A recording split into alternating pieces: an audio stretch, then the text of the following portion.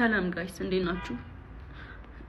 ዛሬ የመጣሁት የተሰማኝን ነገር ለአመታቶች የደበቅኩትን ሚስጥር ለነገራችሁ ነው የመጣሁት።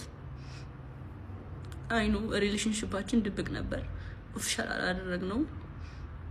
እሱም የኔ ጥፋት ሊሆን ይችላል አይሆንም ይችላል አላውቅም። ሜቢ አሁን ማወራላችሁ ወሬ ብዙ ወሬ ስላለ ነው። እና ከጆን ዳንኤል ጋር ሪሌሽንሺፕ ውስጥ ነበርኩኝ። ግን ሪሌሽንሺፕ ውስጥ ሆነን ጸባችን ነበር የሚበዛው። በጣም ነበር የሚያሰቃየኝ፣ በጣም ነበር የሚመታኝ፣ በጣም ነበር የሚያስፈራራኝ። ከኔ ጋር ከተለያየሽ አጠፋሻለሁ፣ ከቲክቶክ ትጠፊያለሽ፣ ላይቭሽን አዘጋዋለሁ፣ መስራት አትችይም እያለኝ ለአመታት እያስፈራራኝ ኑረናል። እና አሁን ትናንትና ደግሞ አካውንቴን ባን አድርጎታል። ብዙ ጊዜ ስንጣላ የመታኝ አሉ ቁስሎችን ስክሪንሾት አስቀምጥላችኋለሁ እዚህ ጋር። እና አሁን የመጣሁት እንድታስጠነቅቁልኝ ነው። እኔ ምንም አልፈልግም፣ ድራማ አልፈልግም። እኔ ማስተዳድረው ቤተሰብ አለኝ፣ እኔን የሚጠብቁ ከኔ የሚጠብቁ ቤተሰቦች አሉኝ። ለነሱ ነው የምኖረው። እና እንዲያልፍልኝ ለእናንተ መናገር ፈልጋለሁ።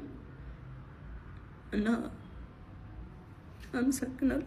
አካውንቴ ባን ሆኗል። ከዚህ በፊት ዋርኒንግም ኑሮ ታያቅም ታውቃላችሁ። አሁን ትናንትና ማታ 9 ሰዓት ላይ ነው የተዘጋው። ምንም አድርጌ አይደለም። እና ከአመታት በፊትም ላይቬን ሁሌ ነበር የሚያዘጋብኝ። ይሄ ማስረዳለ ቲክቶክ ላይ ብዙ የሚያውቁኝ ሰዎች አሉ፣ እነሱም ያውቃሉ። ሁሌ ላይቬን ያዘጋው ነበር። ሁሌ ነበር የምማጸነው፣ ለምንድን ነው ላይቬን የምታዘጋው እያልኩት። እና ስንጠላ በሱ ነበር የሚያስፈራራኝ። ላይቬን እያዘጋ ነበር የሚያስፈራራኝ። ምንም አታመጭም እያለኝ። ይሄንን እናቱም ታውቃለች፣ እህቱም ታውቃለች፣ ሁሉም ቤተሰቦቹም ያውቃሉ እኔን አቢዩዝ እንደሚያደርገኝ። እና አሁን የመጣሁት በቃ እንዲጠነቀቅልኝ፣ እንዲያርፍልኝ፣ እንድታሳርፉልኝ ነው። አመሰግናለሁ።